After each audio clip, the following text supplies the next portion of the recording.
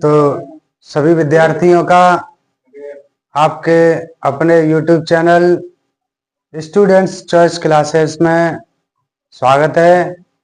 तो देखिए, आज हम एक नए टॉपिक नंबर 1 के साथ, चैप्टर है हमारा तीसरा, धातु एवं अधातु, मेटल एंड नॉन मेटल्स में समझेंगे।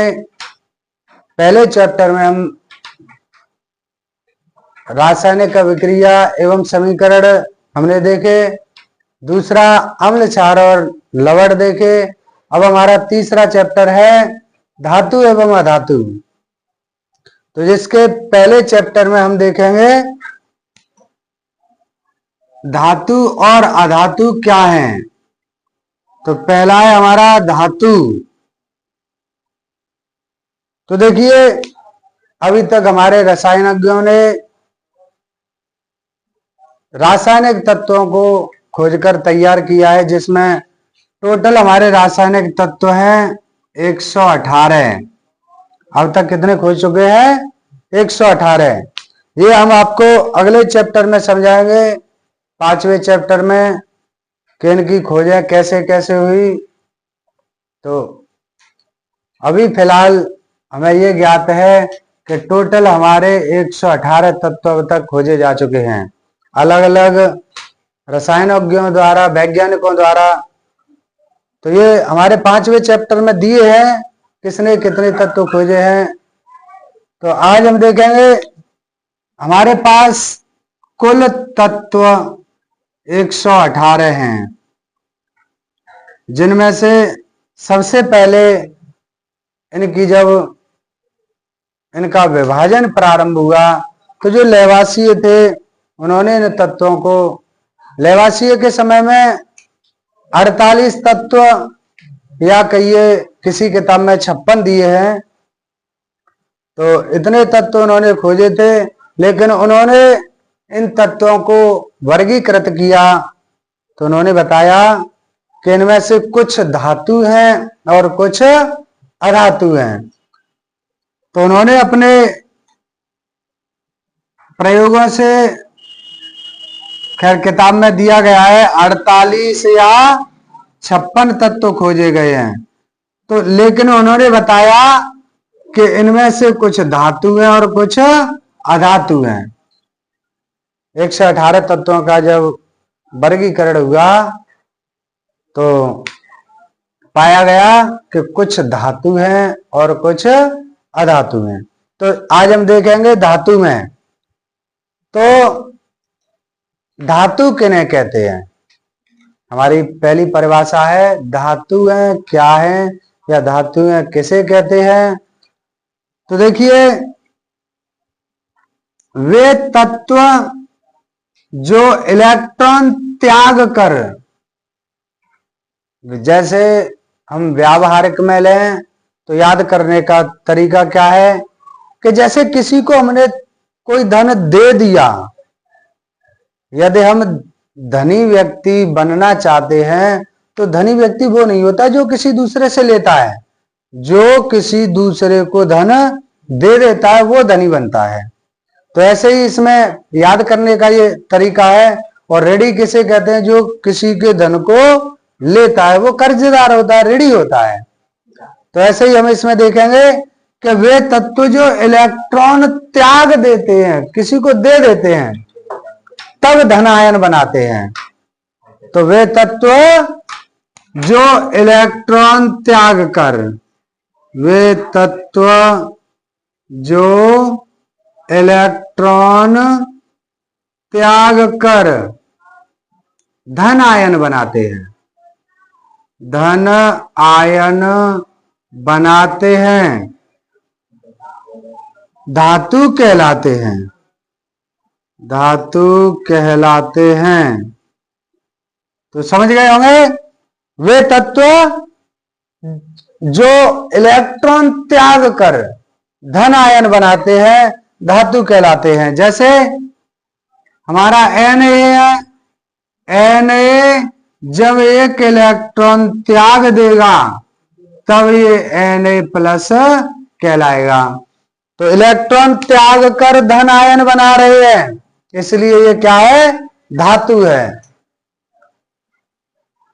और अधातु को यही समझें, धन आयन। अधातु को तो वे तत्व जो अब ये इलेक्ट्रॉन त्याग रहा है, वो इलेक्ट्रॉन ग्रहण करके ऋण आयन बनाते हैं, अधातु कहलाते हैं। अधातु की परिभाषा यहां क्या बनेगी, अधातु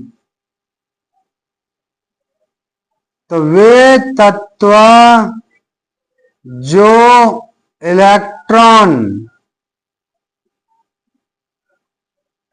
ग्रहण करके ऋण आयन बनाते हैं, अधातु कहलाते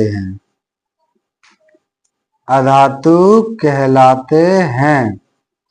तो देखिए इसमें क्या है कि ये इलेक्ट्रॉन त्याग कर धनी बन रहे हैं और इधर ये इलेक्ट्रॉन ग्रहण करके ऋणी बन रहा है।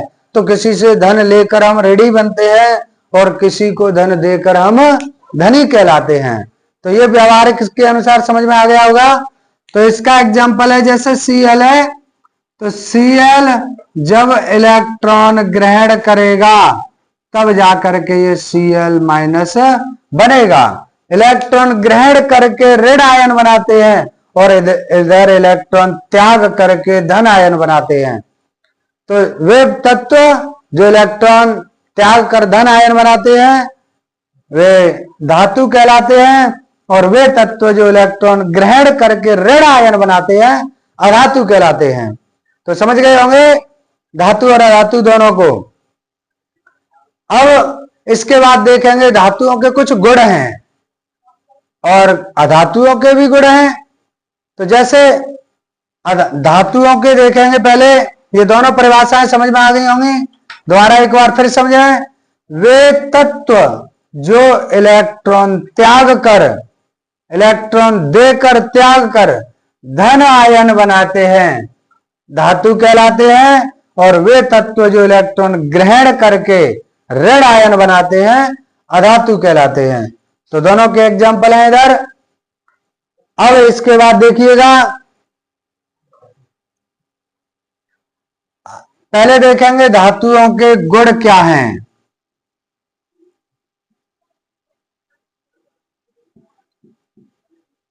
धातुओं के गुण, तो गुणों में देखेंगे नंबर 1 धातुओं के गुण क्या है। पहला हमारा लक्षण है कि धातुएं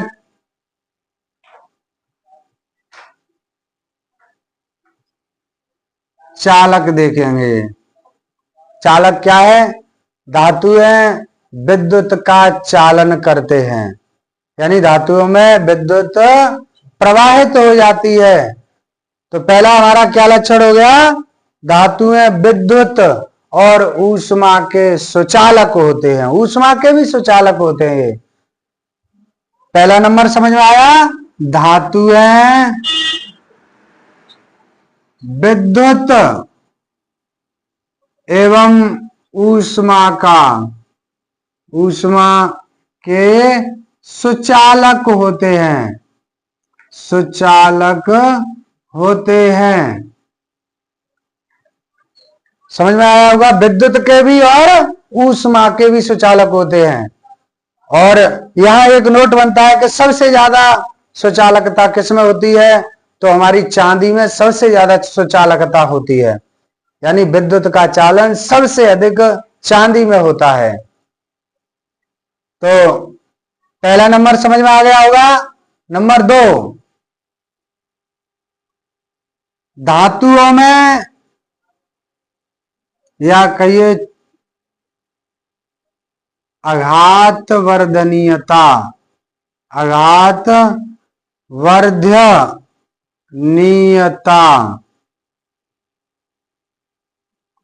आघात वर्धनीयता किसे कहते हैं, किसी पर हम आघात करें और वो बढ़ जाए, फैल जाए, जैसे किसी को लोहे को पीटते हैं फैल जाता है, तो उसे क्या कहेंगे? आघात करने से बढ़ना, आघात वर्धनीयता कहलाता है। तो धातुओं में आघात वर्धनीयता का गुण होता है। धातुओं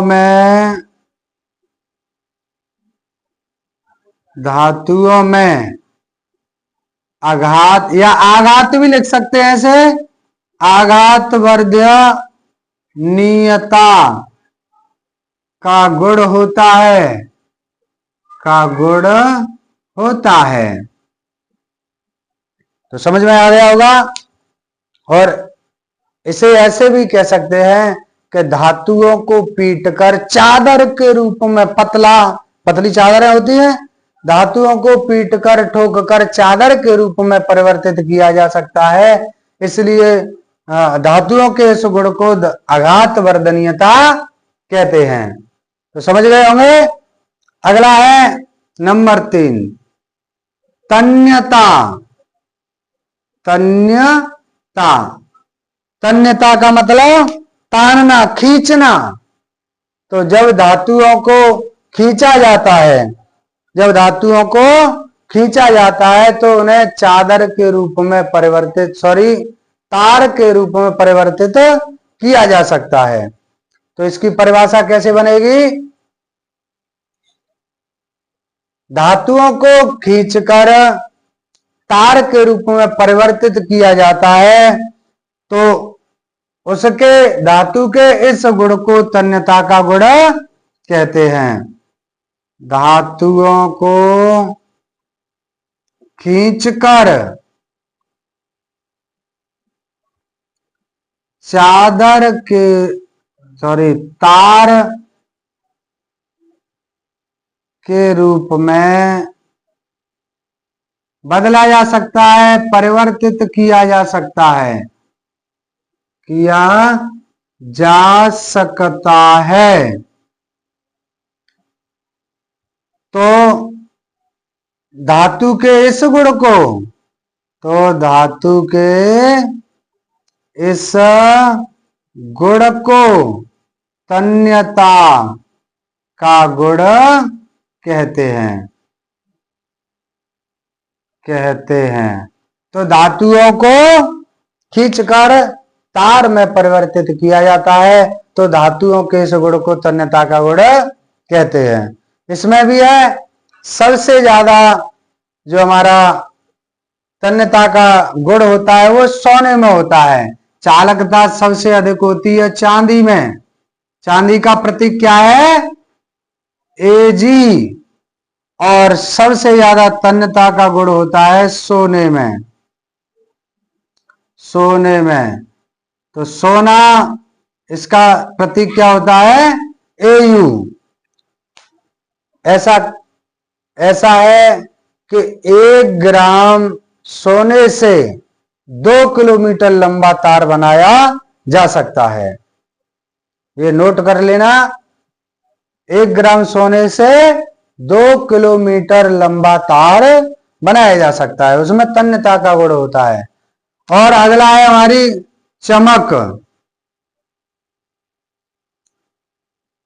तो धातुओं में विशेष रूप से चमक पाई जाती है। विशेष रूप से धातुओं में विशेष रूप से चमक होती है।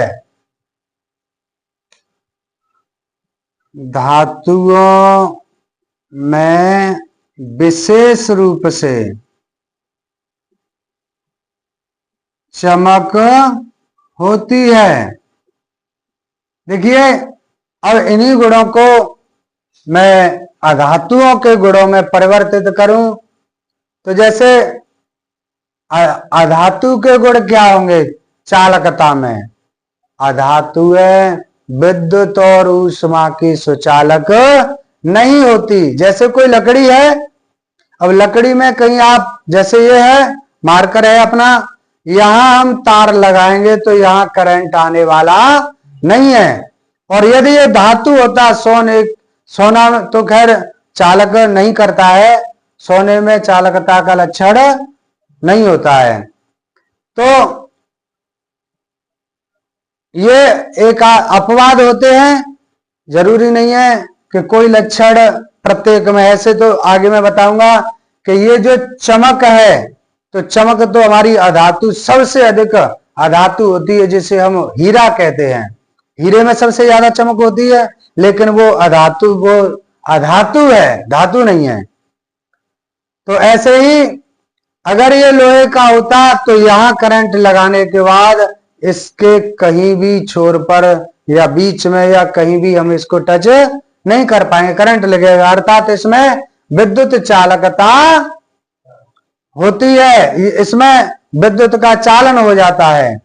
लेकिन यदि ये लकड़ी का हो और प्लास्टिक का तो है ये, तो इसमें विद्युत का चालन नहीं होगा। तो धातुओं से अधातुओं के लक्षणों की तुलना करो। धातुओं में विद्युत और ऊष्मा की सुचालकता होती है, और अधातुओं में विद्युत और ऊष्मा की सुचालकता नहीं होती है। समझ आया? दूसरा, आघात वर्धनीयता। तो हमारी धातुएं हैं, उन्हें अगर हम ठोकेंगे तो उन्हें चादर के रूप में परिवर्तित कर सकते हैं, लेकिन अधातुओं को चादर के रूप में परिवर्तित नहीं किया जा सकता।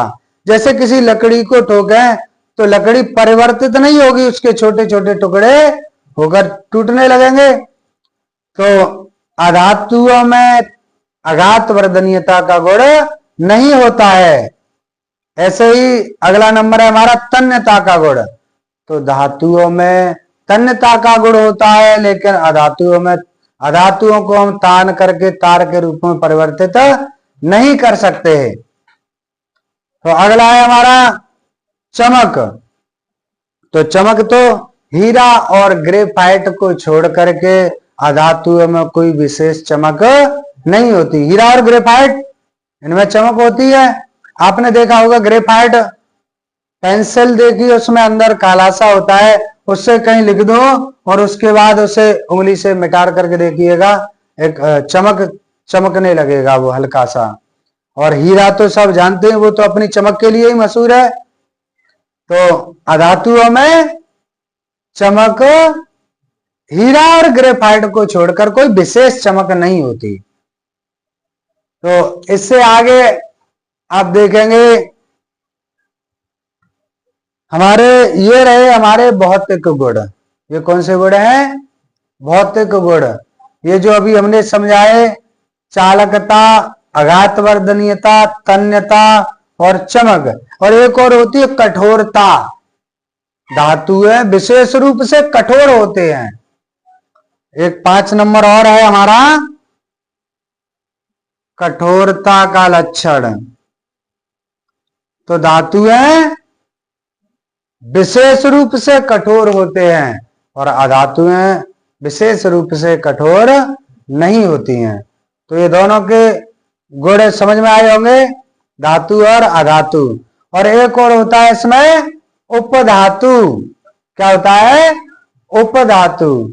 तो आप धातुओं के गुणों से अधातुओं के गुणों को लिख सकते हैं।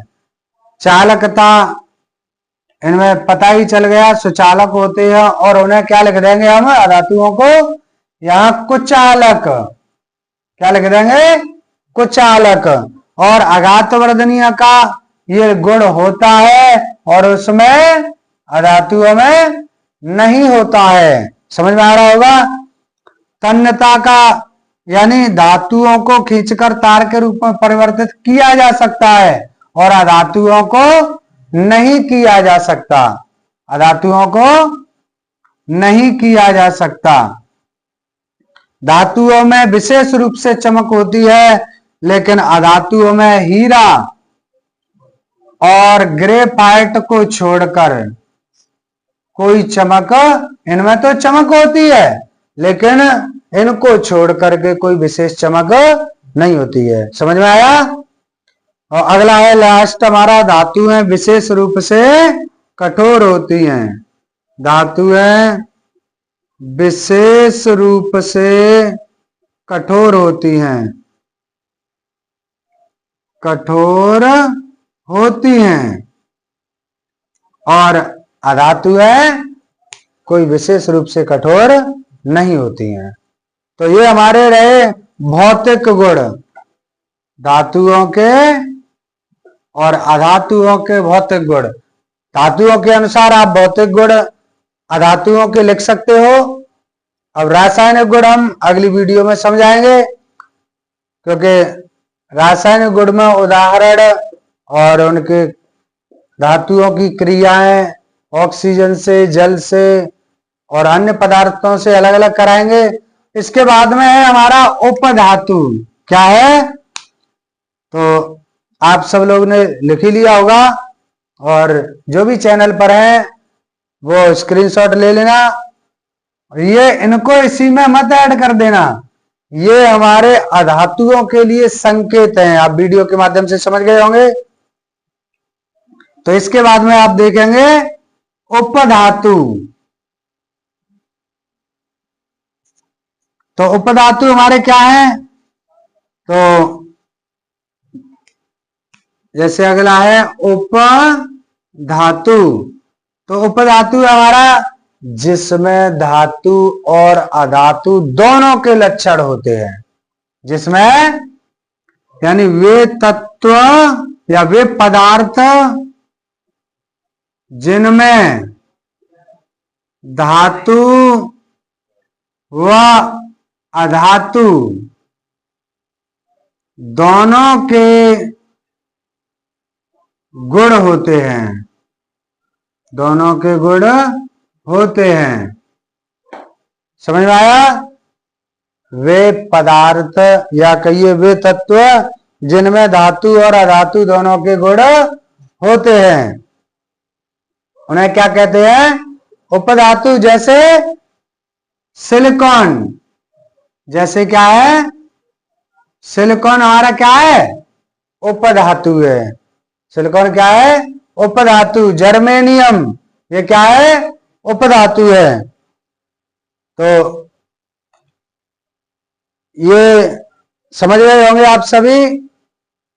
और नोट मैंने बता ही दिया, चांदी सबसे अधिक सुचालकता रखती है और सोना सबसे अधिक तन्यता का गुण रखता है। और वैसे जो आघातवर्धनीयता का भी गुण है वो सोने और चांदी दोनों में होता है। और एक नोट के रूप में है, 1 ग्राम सोने से 2 किलोमीटर लंबा तार खींचा जा सकता है, बनाया जा सकता है। तो समझ गए होंगे।